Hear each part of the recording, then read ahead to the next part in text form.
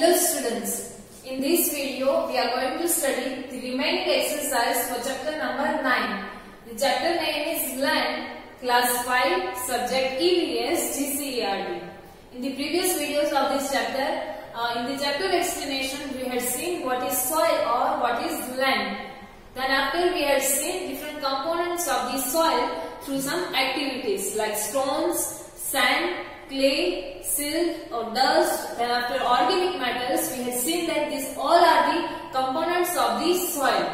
Then after we had classified these components of the soil into biotic components and abiotic components. So in that we had seen that the components which are the parts of the living organisms like feathers, then leaves of the plants, those are the biotic components of the soil. And in abiotic components we had seen the other components like air, water particles. So these are the some of the abiotic components of the soil. Then next we had seen the different types of the soil and different properties of the soil. In the properties of the soil we had seen the first one, that is there is the space between the soil particles and this space is occupied by the air. So this one we had seen through this activity, one activity in which we had seen this air in the form of the bubbles. Then in the next activity we had seen another property, that is soil also contains the water particles in the form of the moistures. Then after we had seen different types of the soil. In that first one we had seen the types of the soil which based on the colors, that is red, brown and black. The color of the soil represent its types based on the color. Next we had seen the classification of the soil or types of the soil based on the components or the amount of the components present in the soil, that is clay soil, sandy soil and alluvial or loamy soil. So these are the things we had seen in this chapter. Then after in exercise we had seen these hard words. Then after in question number 1 we had seen choose the correct option. In question number 2 we had seen the fill in the blanks. Then after in question number 3 we had seen true or false, and question number 4 we had seen match the following. In short we had seen till question number 4. So now let me continue with the question number 5. So next is question number 5. Answer the following questions in short. You have to answer the questions in short and these question answers can be asked into 1 marks. First one in that is, which different things are obtained after digging the soil? After digging the soil, which different components we are getting? So after digging the soil, we obtain silt, soil, sand, dust, organic materials like rotten leaves and dung, minerals, metals, earthworms and small organisms.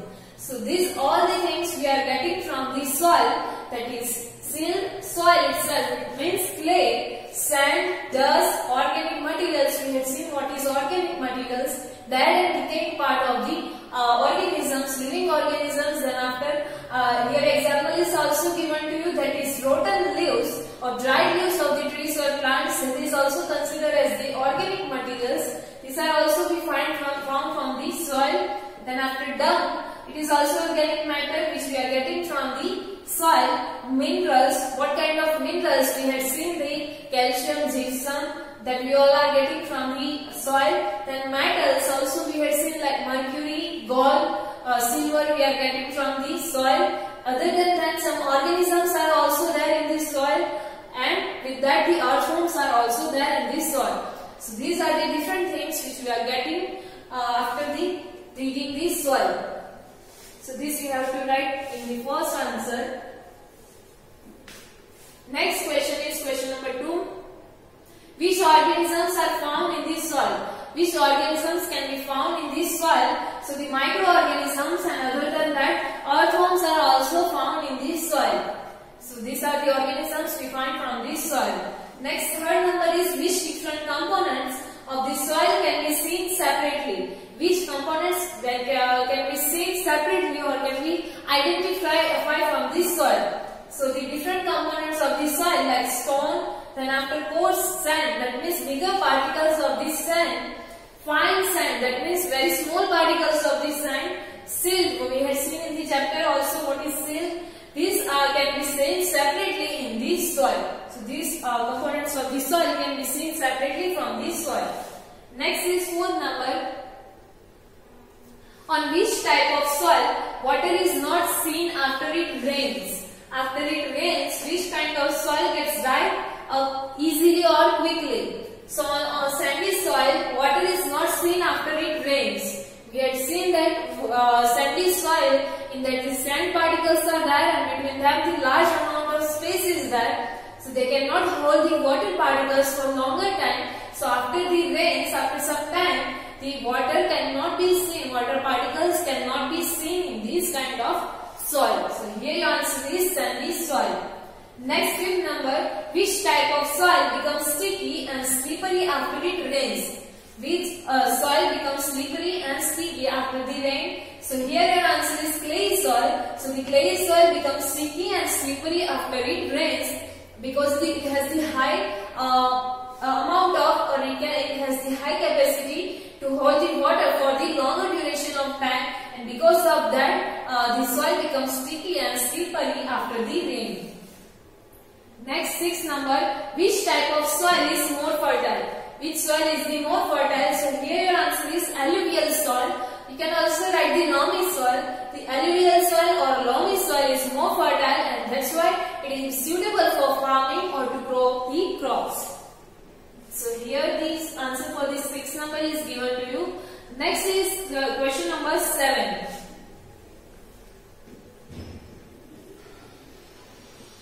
So question number 7 is, what are the components of this soil?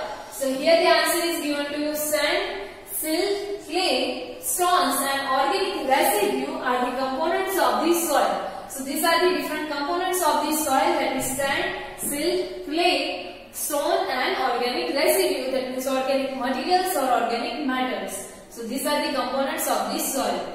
Next 8 number, what various things do we get from this soil directly or indirectly? What things, different things we are getting from the soil in the form of directly or indirectly? So the food items, then after items used as the fuel, useful metals. Here some of the name of the items are given to you. The first one is food items. We know that the plants and trees are getting nutrients from the soil.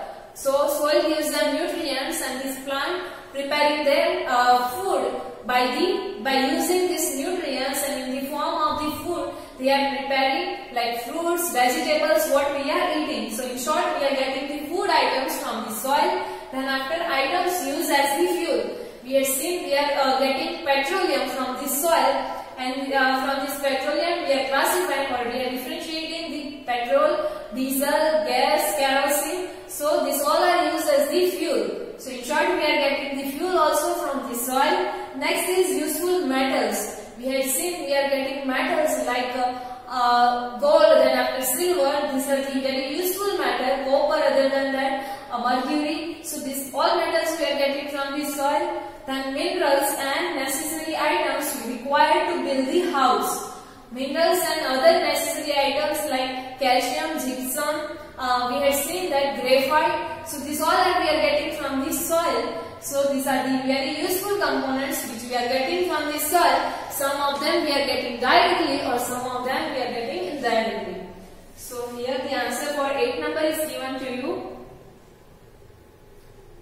Now next is 9 number question.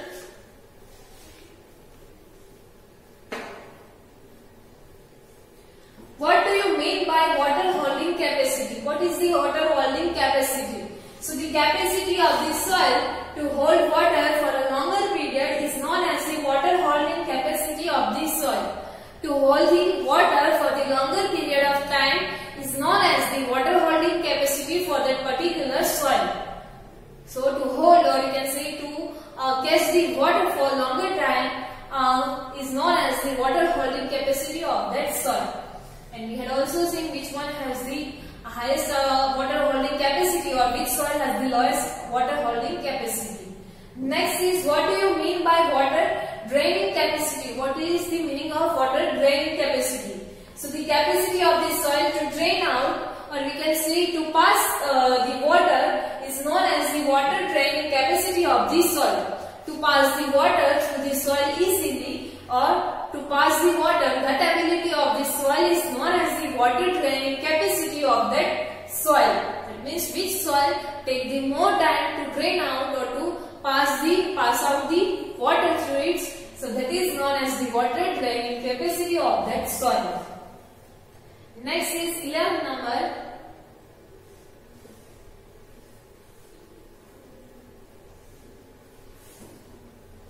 Which organic substance are found in the soil?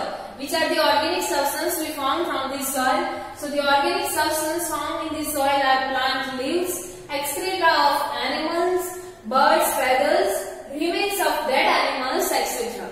So these are the organic matters which we are found from the soil, or which we are getting from the soil. That is plant leaves, plant or trees, dead leaves, then after branches, stems, that all can be included in this. Next is excreta of animals, that means the waste products which animals are removing from their body.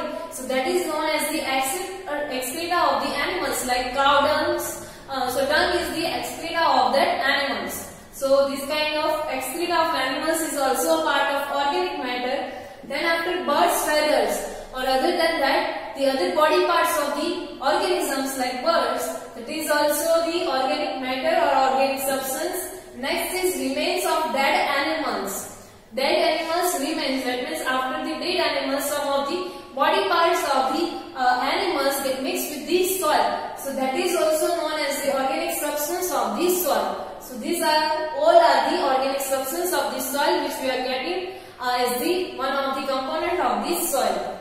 Next 12 number, what do you mean by alluvial soil? What is the meaning of alluvial soil?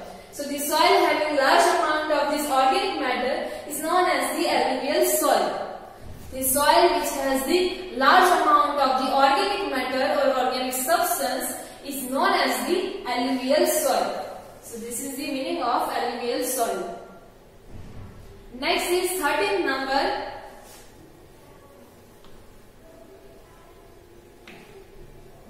What items used as the fuel are obtained from the earth?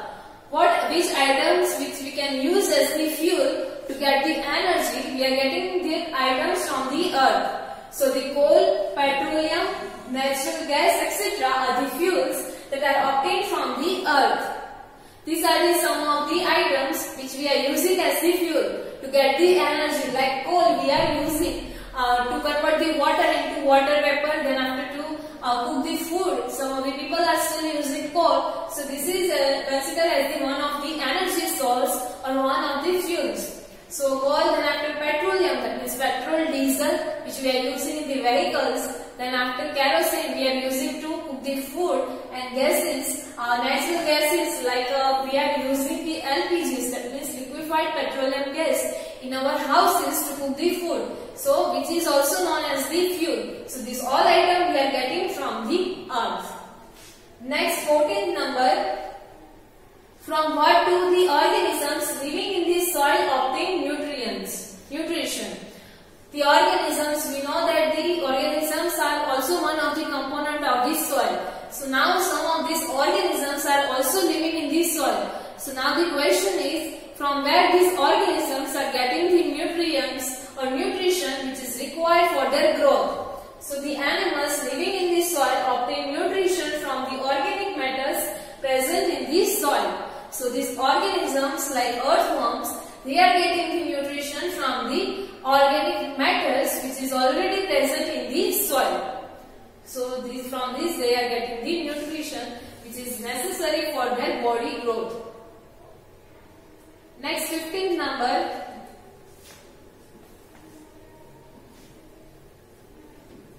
Which soil has the high proportion of organic matter? Which soil has the high amount of organic matter? So the proportion of organic matter is high in alluvial soil. We had seen what do you mean by alluvial soil. In that question only we had seen what is alluvial soil. So in that we had seen the amount of organic matter is high in this kind of soil. So here the answer is alluvial soil. So here your question answer, short question answer that gets over, and this question answer can be asked into 1 marks in your exam. So you have to prepare that. Next now question is question number 6. in this exercise, and that is differentiate between the following.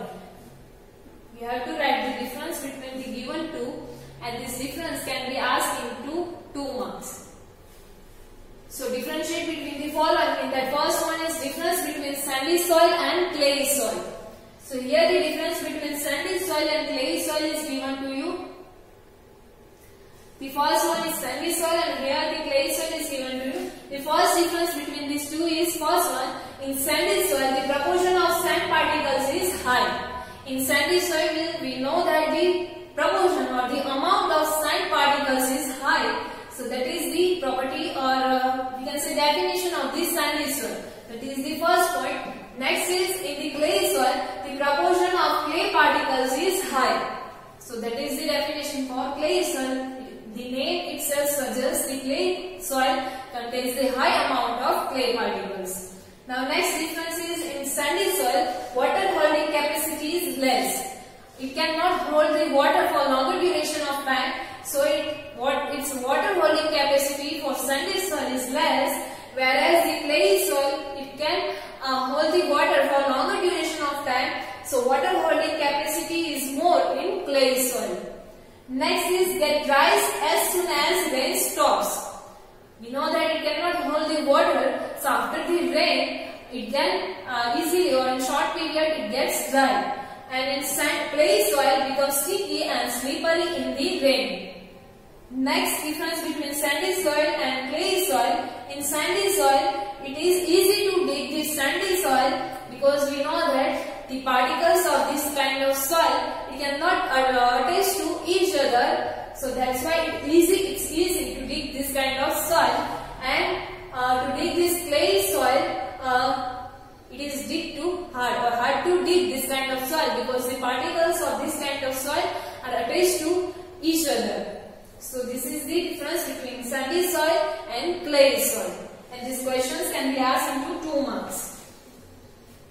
Now next question, or next difference is between sandy soil and alluvial soil. So now let me see the difference between sandy soil and alluvial soil. So in short, you have to remember the properties of these 3 types of soil, and the difference between any two can be asked. Here we wrote the 2 difference only. Can be also asked the difference between clay soil and alluvial soil, which we had not written, but you have to write the properties of these soils only in the difference. So now let me see the difference between sandy soil and alluvial soil. The first one, that is, the proportion of sand particles is high. We know that in sandy soil, and in alluvial soil the proportion of organic matter is high in alluvial soil. So this one is the first difference between sandy soil and alluvial soil. Next, in sandy soil water draining capacity is more. It can it allows the water to pass through it easily. So its water draining capacity is more. Whereas in the alluvial soil the water draining capacity is less. It will not easily allow the water to pass through it easily. So its water draining capacity is less in alluvial soil. Next, in sandy soil water holding capacity is less. That we had seen in the previous difference. It has the low or less water holding capacity, whereas in alluvial soil the water holding capacity is more, because also it has the organic matters more in amount, so they can also hold the water for longer time. So it has the more water holding capacity. Next difference is sandy soil is least fertile. That means it has the lowest fertility, and alluvial soil is the most fertile. It has the highest fertility. So in short, we can say that the use of the alluvial soil is for farming, and in agricultural practices the alluvial soil is useful to grow the crops. So this is the difference between alluvial soil and sandy soil, and here our question number 6 gets over. Now next question is question number 7. Answer the following questions in detail. In that first one is, why does water drain fast in sandy soil?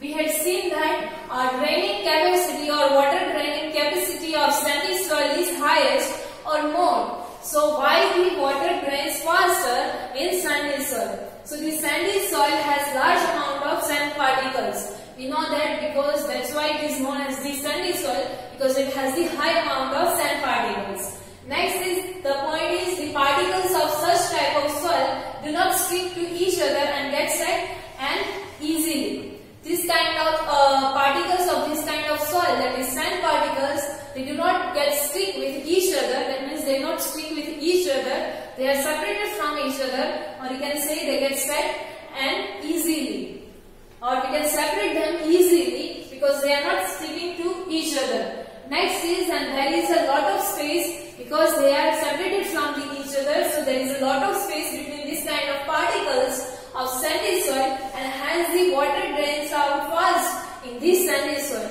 because more amount of space is there between the soil particles like this, so water can pass through them easily. So that's why the water draining capacity of the sandy soil is higher. So this is the reason why the water drains out faster in sandy soil. Now next question is question number 2. This long question answers or detailed question answers can be asked into 2 marks. Next is, why does the water drain slowly in the clay soil? The opposite to sandy soil, why the water draining capacity is low, or why the water drains slowly in the clay soil. So we know that clay soil has a large amount of clay particles, and the space between, next point is the space between these clay particles in the soil is less. Between the clay particles, the space is very less as compared to this sandy soil, and hence the water drains slowly in clay soil. And because of that, when the water comes into this, then it can hold the water particles for longer time. So that's why the water drains slowly through this kind of soil, and that's why the water draining capacity of this kind of clay soil is lowest, or you can say low in the clay soil. So this is the answer for your second question. Now next is question number 3. Why more water is stored in the alluvial soil? Why alluvial soil store more water, or why it cannot allow the water to pass through them quickly? So the alluvial soil has a large amount of organic matter that we know, and because of that we know this soil as the alluvial or loamy soil, and the space between this kind of organic matter particle of the alluvial soil is very less. Between the organic matter particle, the space is very less, and hence the water drains extremely slowly, and more water is stored in the alluvial soil.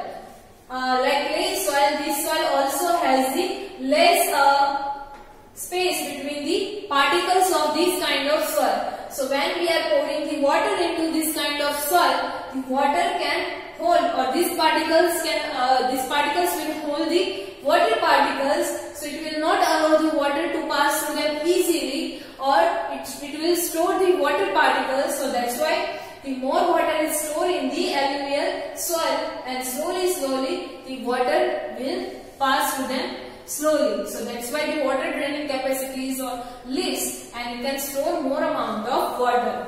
So this is about alluvial soil. Next, 4th number, write biotic and abiotic components of the soil. Biotic and abiotic components of the soil. So here the first is written to you, biotic components of the soil. So these are organisms, then after excreta of animals, leaves, remains of dead organisms, bird feathers, etc. We already know the organisms like earthworms, that is the biotic component of the soil, then excreta of animals like dung, cow dung, buffalo dung, so that is the excreta of animals, leaves, dry leaves of the plants and trees, that is also organic matter, or you can say biotic components or parts of the living things. So that's why that is also biotic components of the soil. Next is remains of dead organisms, that means the some of the parts of the dead organisms or dead animals. So that is also biotic component of the soil. Last one is bird's feather. So these all are the biotic components of the soil. Next is abiotic components of the soil. What are the abiotic components of the soil? So here written to you that stone, sand, mud, silt, etc.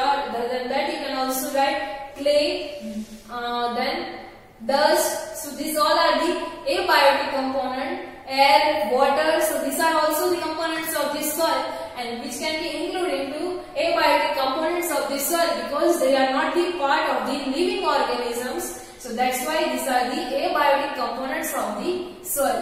And these biotic components and abiotic components of the soil can be asked into the classification also. Some of the names were given to you, and you can then after write the difference, or you can write the classified the biotic components of the soil and abiotic components of the soil. So this remember that this question can be asked into classification also.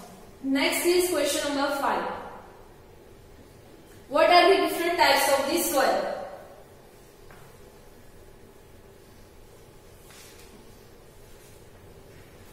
So classification of the soil based on its component. We have seen that based on 2 categories the soil can be classified. So first one is that is classification of the soil based on its components. So first one is that is sandy soil, clay soil and alluvial soil. We had seen what are these kind of soil. The sandy soil, that means the soil which contains the which has the high proportion of sand particles, is known as the sandy soil. Clay soil, that means the soil which contains the high amount of clay particles, that is known as the clay soil. And alluvial soil, that means the soil which contains high amount of organic matter, that is known as the alluvial soil. So these are the 3 different types of soil.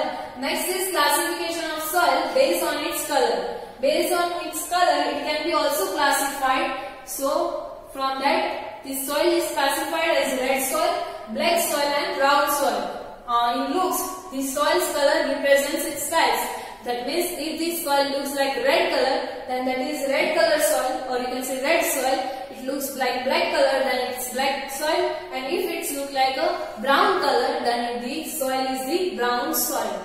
So here our question number 7 gets over. Next is question number 8.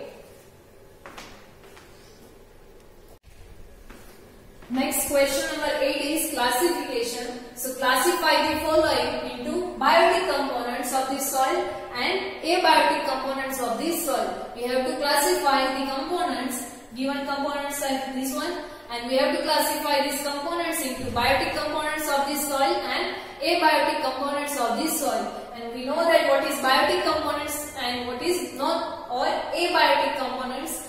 Biotic components, that means the components which we are getting from the living organisms or the parts of the living organisms, are known as the living components of the soil or biotic components of the soil.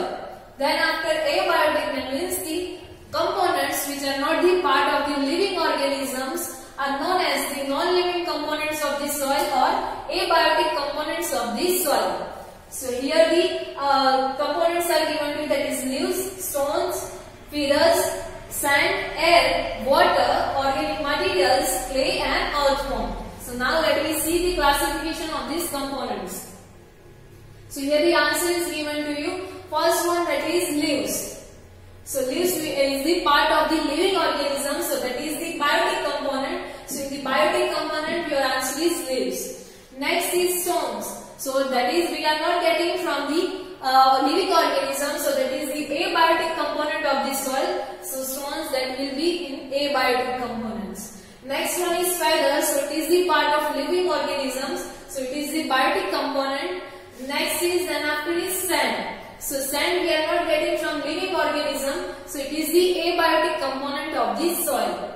Next one is air. So air also we are not getting from the living organism, so it is the abiotic component of the soil. Then after next one is water. Again water we are not getting from the living organism, so it is the abiotic component of the soil.